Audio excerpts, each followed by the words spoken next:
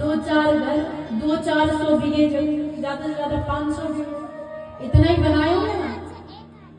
उसके बाद भी आप लोग इस घमंड में माता पिता गुरु संत ज्येष्ठ जनों का अनादर कर देते हैं कि महाराज हम तो 500 बीघा जमीन बना लिए, हम तो 5-7 घर बना लिए।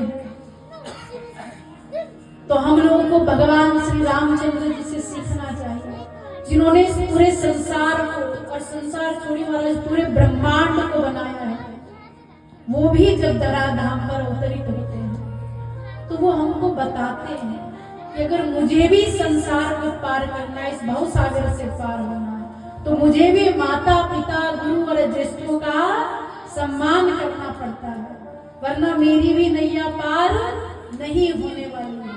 तो हम लोगों को सीखना चाहिए कि प्रातः काल उठ करके अपने माता पिता, और माता पिता ना हो तो सास ससुर, वो भी आपके माता पिता स्वरूप है। आपके आसपास जो भी ज्येष्ठ जन है, आपके भाई जेठानी इत्यादि इत्यादि जो जो रिश्ते होते हैं महाराज, सब लगा लीजिए। आपसे बड़े जो हों, व्यक्ति को चाहिए कि उनको प्रातः काल उठ करके वंदन करें। अब महाराज प्रश्न ये उठता है कि महाराज हम तो सांसारिक लोग हैं, जब तक कोई लाभ ना हो तब तक हम सांस भी ना ले। सांस भी हम इसलिए लेते हैं कि इसके बिना जी नहीं पाएंगे, और आप तो बंधन करने का कह रहे हैं, तो हम लोग बंधन क्या करेंगे, इसमें कुछ लाभ होना चाहिए। तो महाराज नीति शास्त्र में वर्णन आया है, लिखा गया है कि अभिवादनशीलस्य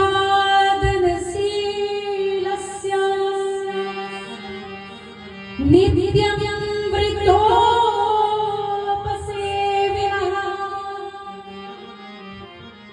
चत्वारि तस्य वर्धन्ते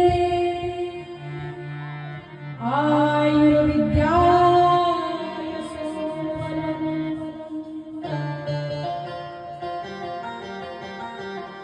कि वंदन करने का आप लोगों को सबसे बड़ा लाभ क्या है कि व्यक्ति के जीवन में 4 चीजों की बढ़ोतरी होती है। अभिवादन अर्थात नमस्कार करने से। वो 4 चीजें क्या है?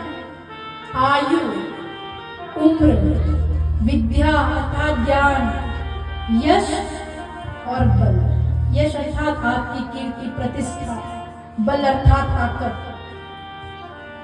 जब व्यक्ति वंदन करना सीख जाता है, झुकना सीख जाता है, तो उसकी स्वतः ही आयु, विद्या, बल और यश की बढ़ोतरी होने लगती है।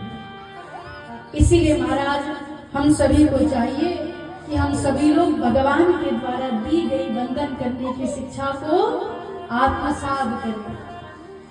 लेकिन कुछ लोग महाराज ऐसा आत्मसात करते हैं ना, जब महाराज करवा चौथ का व्रत आए तभी जाकर केवल सास ससुर को वंदन करें। बस उसी दिन उनके अंदर परमात्मा होता है, उसी दिन वो बड़े दिखाई देते हैं। और ठीक उस समय जब चांद दिखाई देता है, उससे 1 घंटे पहले और 1 घंटे बाद मन में महाराज उनसे बड़ा प्रेत किसी को समझते नहीं। होता है ना, बोल भले ना पाते हैं। और कई लोग तो महाराज इतने दुस्साहसी होते हैं, साहसी नहीं दुस्साहसी, बोल भी देते हैं। होते हैं ना, उन लोग को क्या शिक्षा लेनी है कि ये कथा सुनना, भगवान की पूजा अर्चना करना सुबह सुबह, तभी सार्थक है जब उनके द्वारा दी गई शिक्षाओं को भी आप जीवन में आत्मसात करो। क्योंकि आप लोग भगवान को मानोगे, इस बात से आपका कल्याण हो भी सकता है और नहीं भी हो सकता है। क्या कहा मैंने? किस बात से? थोड़ा जोर से बताइए। भगवान को मानने से आपका कल्याण हो भी सकता है और नहीं भी हो सकता है। भगवान को मानने से क्या? पीछे वाली माताएं